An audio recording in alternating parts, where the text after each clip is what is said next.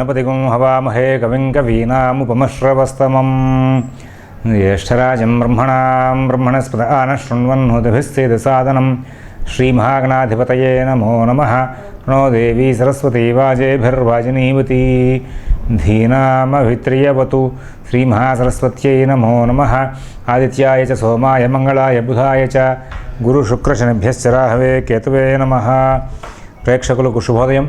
ఈరోజు నవంబర్ 13వ తేదీ ఆదివారం. ఈరోజున పంచాంగ వివరాలు చూద్దాం. స్వస్తి శ్రీ చాంద్రమాన శ్రీ దుర్ముఖనామ సంవత్సరం దక్షిణాయనం శరదృతువు కార్తీక మాసం. మరి ఇవాళ శుక్లపక్ష చతుర్దశి రాత్రి 10:13 వరకు ఉంది. అశ్విని నక్షత్రం రాత్రి 7:07 వరకు ఉంది. ఈ రోజున వర్జ్యం పగలు 3:22 నుంచి 4:52 వరకు ఉంది. మరల తెల్లవారుజామున 4:04 నుంచి 5:34 వరకు ఉంది. అలాగే సిజేరియన్ ఆపరేషన్ ప్రిపేర్ అయ్యే వాళ్ళకి పగలు 12 గంటలకు సమయం అనుకూలంగా ఉంది. రేపటి రోజున సిజేరియన్ ఆపరేషన్ ప్రిపేర్ అయ్యే వాళ్ళకి కూడా మరి సమయం రాత్రి 11 గంటలకు సమయం అనుకూలంగా ఉంది. ఈ రోజున సూర్యోదయం 6:08, సూర్యాస్తమయం 5:22. సూర్యోదయం 6:08, సూర్యాస్తమయం 5:22. ఈ వారం అంతా కూడా గ్రహచారం పరిశీలిస్తే మరి రవి తులలోంచి 16వ తేదీన వృశ్చికంలోకి ఆయన మారుతున్నారు. అలాగే ఈ రవి 16వ తేదీన వృశ్చికంలోకి మారిన తర్వాతే కాలసర్పదోషం యొక్క ప్రభావంలో కొన్ని మంచి మార్పులు ప్రారంభమవుతాయండి.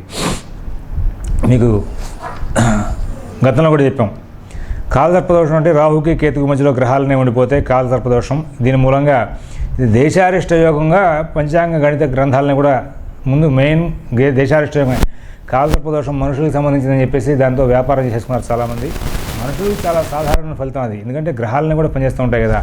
కాలసర్పదోషంలోనే రాహు దగ్గర నుంచి కేతు వరకు వరుసగా అన్ని రాశుల్లోనూ కూడా అన్ని గ్రహాలు కనుక ఉంటే మాలికా యోగం అంటారు దాన్ని. రాహు కేతు అంటే ఆయన శిరోహీనో ఘోర రూప చిత్రవర్ణ సుకేతన, శిరస్సు లేనివాడు కేతువు, శిరస్సు ఉన్నవాడు రాహుగా చెప్తూ వాళ్ళకిద్దరికి కనుక లింక్ కుదిరిందా, జాయిన్ అయిపోయారా, వాళ్ళిద్దరు కూడా ఉపద్రవాలు సృష్టిస్తూ ఉంటారు. ఎందుకంటే రాక్షసుడు అమృతాన్ని సేవిస్తున్న సమయంలో శ్రీ మహావిష్ణువు తన యొక్క సుదర్శన చక్రంతో ఆ యొక్క శరీరాన్ని, రాక్షస శరీరాన్ని 2 భాగాలుగా చేస్తే రాహుకేతులుగా మారాను కదా మనకి పురాణ గాథ. ఆ గ్రహాలే ఈ గ్రహాలు కూడా ఆ రాహుకేతులకి లింక్ కుదిరిందా మొత్తం అంతా కూడా వాళ్ళు మళ్ళీ దుష్టమైనటువంటి కార్యక్రమాలు చేసే అవకాశం వస్తుంది. అందులో భాగంగా ఇప్పుడు ప్రజెంట్ మనం గోచారంలో రాహుకి కేతుకి మధ్యలో గ్రహాలను కూడా వరుసగా మాలికా యోగంలోకి వచ్చేసినాయండి. ఈ మాలికా యోగంలోకి గ్రహాలు ఎప్పటి నుంచి వచ్చినాయి? 7వ తారీఖు, నవంబర్ 7వ తారీఖు ప్రారంభమైనాయి. ప్రాక్టికల్గా అప్పటి నుంచే మనకి ఫైనాన్షియల్ ఎఫెక్ట్స్ అన్నీ కూడా సామాన్యమైన తాత్కాలికమైనటువంటి ఇబ్బంది స్టార్ట్ అయింది.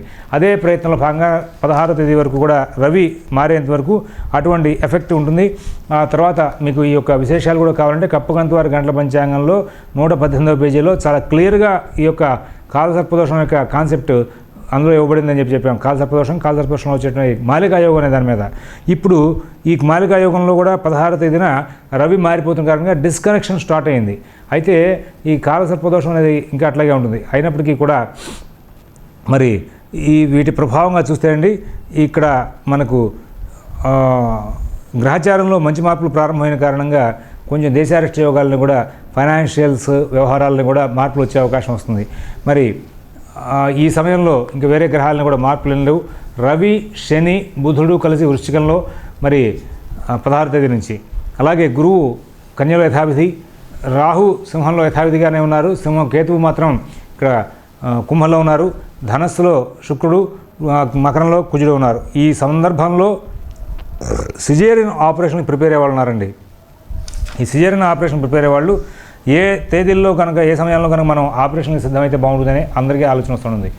కర్కాటక లగ్నం, మకర లగ్నం చాలా బాగున్నాయి ఈ సందర్భంలో డెలివరీస్కి సంబంధించి. ఈ 2 లగ్నాల్లో డెలివరీ కనుక అయితే చాలా మంచి సందర్భం. అందువలన ఈ కర్కాటకం, మకరం సమయాలని మీరు పంచాంగాల్లో చూసుకుని ఏ రోజు ఆ రోజు ఫాలోఅప్ చేసి ఆ లగ్నాల్లో మీరు డెలివరీకి ఏర్పాట్లు చేసుకుంటే చాలా బాగుంటుంది. ఇక మరి నెక్స్ట్ ఈ వారం అంతా కూడా మనకున్నటువంటి వ్రతాలు, పండుగలు, వాటి యొక్క వివరాలు చూస్తే కార్తీక పౌర్ణమి రేపటి రోజున మహాకార్తీకి అని కూడా పంచాంగాలు రాశారు. మహాకార్తీక అంటే తెలుసా? చైత్రమాసంలో పౌర్ణమి వచ్చిందనుకోండి చిత్తా నక్షత్రం రావాలి, వైశాఖ మాసంలో పౌర్ణమి వచ్చిందనుకోండి విశాఖ నక్షత్రం రావాలి. అన్ఎక్స్పెక్టెడ్గా ఒకసారి అవి తగులుతూ ఉంటాయి. అట్లాంటివి కనుక తగిలితే చాలా విశేషమండి. మరి ఈ కార్తీక పౌర్ణమి సోమవారం ఈసారి చాలా విశేషం. కార్తీక మాసం ఈసారి ప్రారంభమే సోమవారంతో ప్రారంభమై పౌర్ణమి కూడా సోమవారం నాడే వచ్చేసింది. ఈ పౌర్ణమి కూడా సోమవారం వచ్చిన కారణంగా చాలా విశేషం మహాకార్తీకి. దీంతోపాటు ఈ కార్తీక పౌర్ణమి నాడు అందరూ కూడా ప్రాతకాలంలో సముద్ర స్నానం చేయడానికి మంచిది. సముద్ర స్నానం సముద్ర తీరస్తులు కాని వాళ్ళు అందరూ కూడా నిత్యం స్నానం చేయకూడదండి. దాన్ని స్నానం చేయాలంటే కనుక ఆకామావే పూర్ణిమ అనేటువంటి పేరుతో ఉన్నటువంటి రోజుల్లో మాత్రమే చేయాలి. ఆషాఢ పూర్ణిమ, కార్తీక పూర్ణిమ, మాఘ పూర్ణిమ, వైశాఖ పూర్ణిమల్లో 4 పూర్ణిమల్లోనే సముద్ర స్నానానికి విశేషం. అట్లాంటి కార్తీక మాసంలో వచ్చినటువంటి ఈ పూర్ణిమ సోమవారం, అందులోనూ మరి మహాకార్తీక వ్రతం కాబట్టి చాలా విశేషమైన రోజు. ఇవాళ రోజున ఉపవాసం ఉండి మరి హరిహరులిద్దరిని కూడా అర్చించి తులసి ఆరాధన చేసుకుని మరి సూర్యాస్తమ సమయానికి దీపారాధనలు చేసుకుని అఖండ దీపం పెట్టుకుని దేవాలయాల్లో మరి దీపారాధన చేయడం అనేది కూడా ఒక ఆనవాయితీగా వస్తున్నటువంటి ఆచారం. అది చేసిన తర్వాత దేవాలయాల్లో జ్వాలాతోరణం అనేటువంటి కార్యక్రమాన్ని పెడతారండి. ఆ జ్వాలాతోరణం కార్యక్రమాన్ని దర్శించుకుని, జ్వాలాతోరణం అంటే ద్వారం దగ్గర మంటగా వచ్చేట్టుగా వీలుగా ఒక ఆర్చ్ని ఏర్పడేస్తారు. కొంతమంది ఫిక్స్డ్గా ఏం చేస్తున్నారు, దీపాలతోనే తోరణాన్ని ఏర్పడి పెట్టేస్తున్నారు. దాని కింద నుంచి నడుచుకుంటూ వెళ్ళి అక్కడ లోపల స్వామివారి ఉత్సవమూర్తులను చూసి వస్తే కనుక స్వామివారి అనుగ్రహం లభించే అవకాశం వస్తుంది. శివాలయంలో ఈ జ్వాలాతోరణం చేస్తూ కుమారస్వామి దర్శనం తప్పనిసరిగా చేయమని చెప్పేసి పురాణాల్లో శివపార్వతులకి ఎంత స్థానం ఇచ్చారో వాళ్ళు కారణభూతంగా జన్మింపజేసినటువంటి ఆ యొక్క కుమారస్వామి యొక్క విశేషం కూడా అంతే ఉందండి. కారణం దేవతల్లో దేవతా సంయోగం ద్వారా పుట్టినటువంటి వాడు ఆ యొక్క షణ్ముఖుడు కార్తికేయుడు. ఇవాళ రోజున సుబ్రహ్మణ్య స్వామి దర్శనం, కుమారస్వామి దర్శనం కనుక చేస్తే చాలా విశేషం అని చెప్పుకుంటూ వస్తారు. అలాగే ఈ కార్తీక పూర్ణిమ ఇన్ని విశేషాలతో కూడుకునిచ్చింది కాబట్టి కార్తీక పూర్ణిమ అంటే 14వ తేదీన దాన ధర్మాలు చేసిన వాళ్ళకు కూడా అఖండమైన పుణ్యం వస్తుంది. అలాగే ఈ కార్తీక పూర్ణిమ నాడు ఆడవాళ్ళు నోములు ఉద్యాపన చేసుకుంటూ ఉంటారు, నోములు పడుతూ ఉంటారు. అది చాలా విశేషమైన రోజు. ఇక ఈ వారంలో విశేషమైనటువంటి వ్రతాలు ఏమీ లేవు. మరి ఇక గ్రహచారం ఆధారంగా 12 రాశులకి ఈ వారంలో ఎట్లా ఉన్నాయి ఫలితాలు అనేది చూద్దాం. మేషరాశి.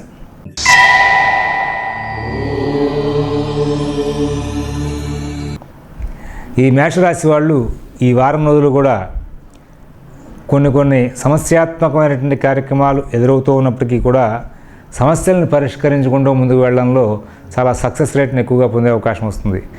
వీళ్ళకి దైనందిన కార్యక్రమాలు చాలా బాగుంటాయి, కుటుంబ విషయాలు చాలా బాగుంటాయి, ఉద్యోగ విషయాలు చాలా బాగుంటాయి, వ్యాపార విషయాలు చాలా బాగుంటాయి. ఆర్థికంగా బలంగా ఉంటారు, అభివృద్ధి పదంలో ముందుకు వెళ్తూ ఉంటారు. విదేశీ నివాస ప్రయత్నాలు, స్థిరాస్తి కొనుగోలు ప్రయత్నాలు, కోర్టు వ్యవహారాలు, రుణ వ్యవహారాలు కూడా మంచి ఫలితాలు పొందుతూ ఉంటారు. అంతటా కూడా చాలా చక్కటి ఫలితాలు తీసుకుంటూ సుఖశాంతులతో కాలక్షేపం చేయడానికి ప్రయత్నం చేస్తుంటారు. పనులు ఆలస్యం అవుతూ ఉంటే దాని మూలంగా ఇరిటేషన్ వస్తూ ఉంటుంది.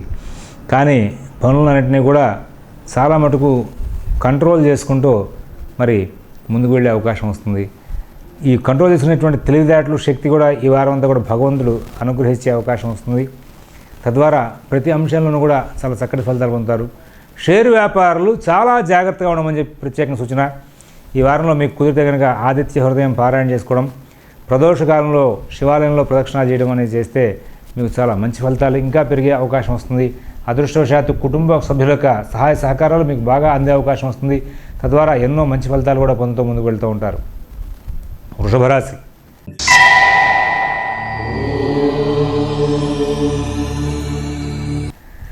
ఈ వృషభ రాశి వాళ్ళకి ఇవాళ రోజున ఉన్నటువంటి గ్రహచారాధంగా రాబోయే వారం రోజులు కూడా పరిశీలిస్తే కొంచెం సమస్యలు 16వ తేదీ తర్వాత కొంచెం ఒక రూపంలో పెరిగే అవకాశం కనబడుతుందండి. చాలా ఓర్పుగా ఉండాల్సిన అవసరం ఉంది. ఎవరి వ్యవహారాల్లో కలగజేసుకోవద్దు. సప్తమ రవి ప్రారంభమవుతున్నాడు. రాబోయే ఒక 2 మాసాలు క్రమంగా మీరు ప్రాతకాలంలో శివాలయంలో శివకుటుంబం నలుగురు ఉన్నటువంటి దేవాలయంలో చక్కగా 11 ప్రదక్షిణాలు చేసి అక్కడే ఉండి ఆదిత్య హృదయం, లక్ష్మీ నృసింహకరావలంబ స్తోత్రం పారాయణ చేసుకుని బయటకు వెళ్తే చాలా ఉత్తమంగా ఉంటుంది. ప్రారంభంలో ఫలితాంశాలు చెప్పకుండా శాంతి మార్గాలు చెప్తున్నానేమిటా అని మీరు అనుకోవచ్చు. ఇంకా చెప్పాలంటే రెండవది, ఈ వారం అంతా కూడా తెలుపు రంగు వస్త్రాలు కనుక ధరిస్తే చాలా మంచి ఫలితాలు వచ్చే అవకాశం ఉంది. ఈ వారంలో గ్రహచారం అంత అనుకూలం అనిపించడం లేదు. ఇబ్బందికరమైన ఘటనలు ఎక్కువగా సృష్టించే అవకాశం ఉంది. ఇది రాబోయే 2 మాసాలు కూడా కొంచెం ప్రత్యేకమైన జాగ్రత్తలు తీసుకోవాల్సిన కాలం. ప్రత్యేకించి షేర్ వ్యాపారులు చాలా జాగ్రత్తగా ఉండాలి. పనులు ఆలస్యం అవుతూ ఉంటాయి. అందరికీ కూడా ఒత్తిడి బాగా పెరుగుతూ ఉంటుంది. అందరికీ కూడా విద్యార్థులకు, రైతులకు ఇబ్బందికరమైన అంశాలు ఉంటాయి. ఉద్యోగ వ్యాపార విషయాల్లో మీకు అనుకూల ఫలితాల కంటే కూడా చెడు ఫలితాలు కొంచెం తొంగి చూసే అవకాశం ఉంది. అందువల్లనే ప్రశాంత చిత్తానికి మీరు తెలుపు రంగు వస్త్రాలు ధరించాల్సిన అవసరం ఉంది. అలాగే విదేశీ నివాస ప్రయత్నాలు, స్థిరాస్తి కొనుగోలు ప్రయత్నాలు, కోర్టు వ్యవహారాలు, రుణ వ్యవహారాలు కూడా ప్రత్యేకమైన శ్రద్ధ జాగ్రత్త కనబరుస్తూ ముందుకు వెళ్తే చాలా ఉత్తమంగా ఉంటుంది. మిగతా భాషణ చాలా అవసరం. ఎవరి వ్యవహారాలు కలగజేసుకోవద్దు. అంతటా కూడా మీకు భవిష్యత్తు బాగా నడవడం కోసం ప్రత్యేకమైన జాగ్రత్తలు తీసుకోకపోతే ఇబ్బందికరమైన ఘటనలు బాగా వచ్చే అవకాశం ఉంటుంది. అందువలన వృషభ రాశి వాళ్ళు రాబోయే వారం రోజులు కూడా చాలా జాగ్రత్తలు తీసుకుని ముందుకు వెళ్లాల్సిన అవసరం ఎక్కువగా గోచరిస్తూ ఉంది. మిథున రాశి.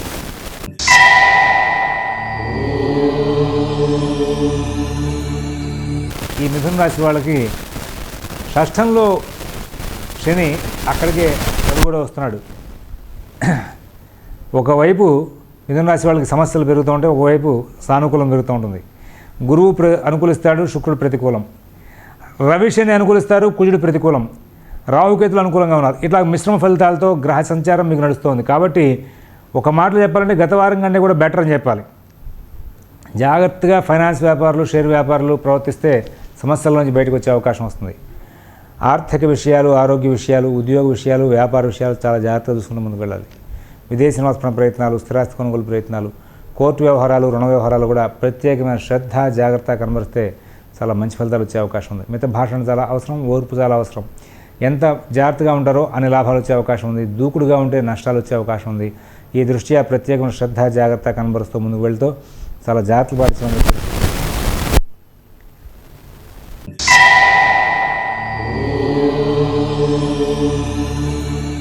కర్కాటక రాశి. ఈ కర్కాటక రాశి వాళ్ళు స్నేహితులతో రాబోయే కాలంలో చాలా జాగ్రత్తలు పాటించాలండి. అలాగే కుటుంబ సభ్యులతో కూడా కలహాలు పెరిగే అవకాశం ఉంది, చాలా జాగ్రత్తలు పాటించాలి. ఈ కలహాలు, స్నేహితులతో జాగ్రత్తలు, వీటిలో వచ్చే ప్రమాదాలు తప్పించుకోవడం కోసం చెప్పేసి సుదర్శన కవచం పారాయణ చేసుకోవడం చాలా అవసరం. అలాగే ప్రదోషకాలంలో శివకుటుంబం శివాలయంలో చాలా ఉత్తమంగా ఉంటుంది. దైనందిన కార్యక్రమాలు, కుటుంబ విషయాలు, ఉద్యోగ విషయాలు, వ్యాపార విషయాలు, ఆర్థిక ఆరోగ్య విషయాలు, విదేశీ నివాస ప్రయత్నాలు, స్థిరాస్తి కొనుగోలు ప్రయత్నాలు, కోర్టు వ్యవహారాలు, రుణ వ్యవహారాలు, ఇవన్నీ కూడా చాలా జాగ్రత్తగా చూసుకుంటే చాలా ఉత్తమంగా ఉంటుంది. మిగతా భాషణ చాలా అవసరం, ఓర్పు చాలా అవసరం. అయితే ఆర్థిక ఆరోగ్య విషయాల్లో ప్రత్యేకంగా జాగ్రత్తలు తీసుకుంటే ఇక్కడ కొత్త ప్రయోగాలు చేయడానికి అనుకూలమైన సమయం కాదు.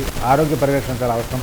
రుణాలు ఇచ్చిపుచ్చుకునే వ్యవహారాల ఇబ్బందులు బాగా ఎదురే అవకాశం వస్తుంది. కొంచెం జాగ్రత్తలు పాటిస్తూ ముందుకు వెళ్ళమని చెప్పేసి సూచన చేస్తున్నాను. సింహరాశి.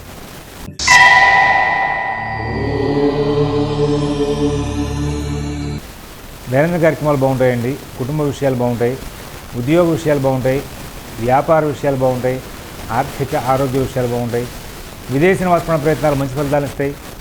అలాగే కుటుంబ వ్యవహారాలు, నూతన ఉద్యోగ వ్యాపార ప్రయత్నాలు, మిగతా భాషణ, ఓర్పు, నేర్పు ఇవన్నీ కూడా ప్రదర్శిస్తూ ఉంటే చాలా లాభాలు పొందే అవకాశం ఉంది.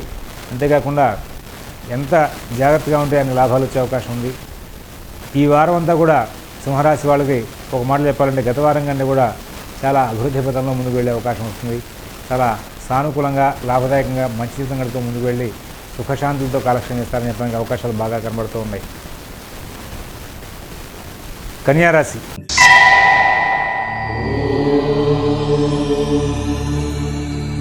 ఈ కన్యారాశి వాళ్ళకి ధైర్యయుక్తమైన బుద్ధిని ప్రదర్శించేందుకు చాలా చక్కటి కాలం ప్రారంభమైంది. దైనందిన కార్యక్రమాలు బాగుంటాయి, కుటుంబ విషయాలు బాగుంటాయి, తెలివితేటలు బాగా ప్రదర్శిస్తారు. ఉద్యోగ వ్యాపార విషయాల్లో సానుకూల స్థితి పొందుతారు. నూతన ఉద్యోగం, నూతన వ్యాపార ప్రయత్నాల్లో లాభాలు పొందుతారు. విదేశీ నివాస ప్రయత్నాలు, స్థిరాస్తి కొనుగోలు ప్రయత్నాలు, కోర్టు వ్యవహారాలు, రుణ వ్యవహారాలు కూడా మంచి ఫలితాలు పొందుతారు. ఆర్థిక ఆరోగ్య విషయాలు కూడా సత్ఫలితాలు పొందే అవకాశం ఉంది. మిగతా భాషణ చాలా అవసరం, ఓర్పు చాలా అవసరం, నేర్పు చాలా అవసరం. అలా ఉంటూ ముందుకు వెళ్తే ఇంకా విజయాలు సాధించే అవకాశం ఉంది. ఉద్యోగ వ్యాపార విషయాల్లో సమస్యలు పరిష్కరించుకుంటారు. అధికారులు మీకు తోడ్పాటు చేసే అవకాశం ఉంది. తోటివారు సహకరించే అవకాశం ఉంది. ఎన్నో విజయాలు సాధించుకుంటూ ముందుకు వెళ్ళే అవకాశం ఉంది. అంతేకాకుండా ఇప్పుడు ఈ కాలసర్పదోషం అనేది మరి కన్యారాశికి ఏ రాశితో ప్రారంభమైంది. ఇన్నాళ్ళు 16 తారీఖు వరకు కూడా మరి కంటిన్యూగా మాలికాయోగం కూడా ఏ రాశితో పాటు మాలికాయోగం కూడా నడిచింది. అందులో డిస్కనెక్షన్ 16 తారీఖు స్టార్ట్ అవుతుంది. కాబట్టి 16 తారీఖు దాటిన తర్వాత కొంచెం మంచి ఫలితాలు కూడా వచ్చే అవకాశం ఉంది. అందువలన కన్యారాశి వాళ్ళకి వెళ్తున్న కొద్దీ కూడా ఇంకా ప్రోగ్రెస్ బాగుంటుందని చెప్పుకోవడానికి అవకాశాలు చాలా బాగుంటాయి. తులారాశి.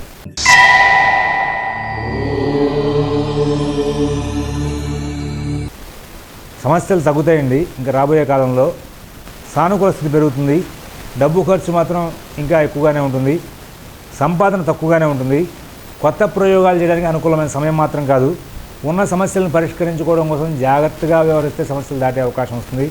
ప్రాతకాలంలో నిత్యం గోపూజ నవగ్రహ పూజ తప్పనిసరిగా చేయండి. ప్రదోష కాలంలో శివార్చన తప్పనిసరిగా చేయండి. శివాలయంలోనే కూర్చుని విష్ణు పంజర స్తోత్రం పారాయణ చేయండి. మీకు సమస్యలకు పరిష్కారం లభిస్తుంది.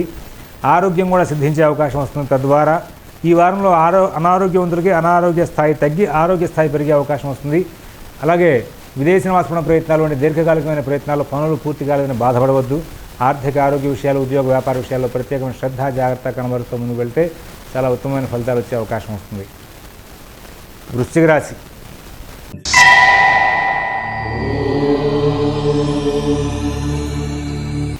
ఆరోగ్యం మీద ప్రత్యేకమైన జాగ్రత్త పాటించాలి. రోజు నిత్యం ప్రాతకాలంలో ఆదిత్య హృదయం ఆంజనేయ స్వామి వారికి 11 ప్రదక్షిణాలు తప్పనిసరిగా చేయండి.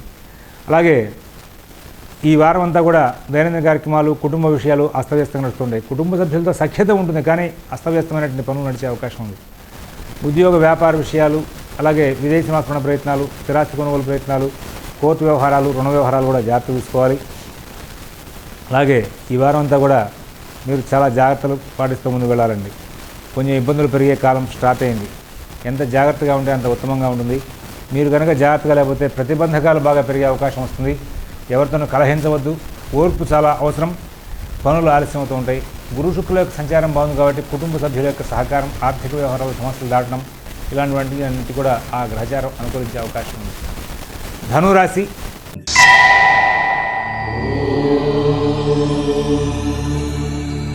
కొంచెం ప్రత్యేకమైన శ్రద్ధ జాగ్రత్త కనబరచాలి. శని రవి వ్యయంలోకి వచ్చారు కాబట్టి ఈ వారం నుంచి రాబోయే 2 వారాల పాటు ఆరోగ్య విషయం మీద ప్రత్యేకమైన శ్రద్ధ కనబరచాలి. అయితే పెద్ద స్థాయి సమస్యలు ఉంటాయి. కుటుంబ సభ్యులకు ప్రోత్సాహం బాగుంటుంది. ఆర్థిక విషయాలు బాగుంటాయి. ఉద్యోగ వ్యాపార విషయాలు బాగుంటాయి. అలాగే ఫైనాన్స్ వ్యాపారులు, షేర్ వ్యాపారులు లబ్ధి పొందే అవకాశం ఉంది. ఆదిత్య హృదయం పారాయణ చేసుకోండి. అలాగే ఆంజనేయ స్వామి వారికి 11 ప్రదక్షిణాలు చేయండి. తద్వారా మంచి ఫలితాలు వచ్చే అవకాశం ఉంది. ఇంకా కుదిరితే కనుక నిత్యం మీరు వ్యాపార విషయంలో, ఉద్యోగ విషయంలో ప్రత్యేకమైన జాగ్రత్తలు మిత్రుల ద్వారా తీసుకుంటే ఇంకా కొన్ని సమస్యలకు పరిష్కారాలు లభించే అవకాశం ఉంది. మకర రాశి.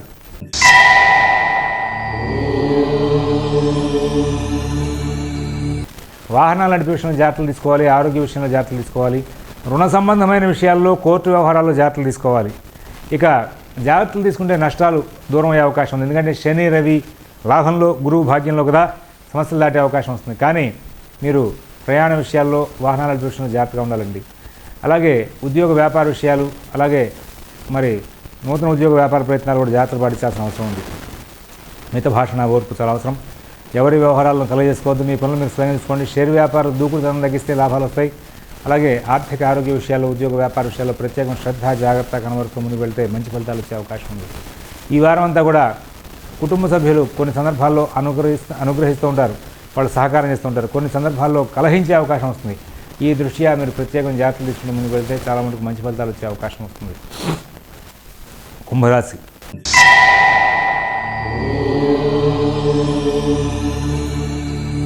దైనందిన కార్యక్రమాలు, కుటుంబ విషయాలు, ఉద్యోగ వ్యాపార ఆర్థిక ఆరోగ్య విషయాల్లో కొన్ని సందర్భాల్లో సానుకూలం, కొన్ని సందర్భాల్లో ప్రతికూలం చాలా విచిత్రంగా ఉంటుంది. అయితే సక్సెస్ రేట్ పెరిగిందండి. దశమంలో వచ్చాడు కంటిన్యూగా 2 వారాల పాటు, ఇంకా 2 మాసాల పాటు ఆ యొక్క సంచారం కూడా బాగుంటుంది. మీకు దీర్ఘకాలికమైన సమస్యలు ఉంటే పరిష్కారం కోసం ఇప్పుడు ప్రయత్నం చేస్తే శని రవి శుక్రుల సంచారం దృష్ట్యా మీకు పనులు సానుకూలం అవుతాయని చెప్పడానికి అవకాశం బాగా ఉంది. అలాగే మిత భాషణ, ఓర్పు చాలా అవసరం. విదేశీ నివాసపణ ప్రయత్నాలు, స్థిరాస్తి కొనుగోలు ప్రయత్నాలు, కోర్టు వ్యవహారాలు కూడా మంచి ఫలితాలు వస్తాయి. రోజు లక్ష్మీ నృసింహకరావలంబ స్తోత్రం పారాయణ చేసుకోండి. సత్ఫలితాలు బాగా పెరిగే అవకాశం ఉంది. మీనరాశి.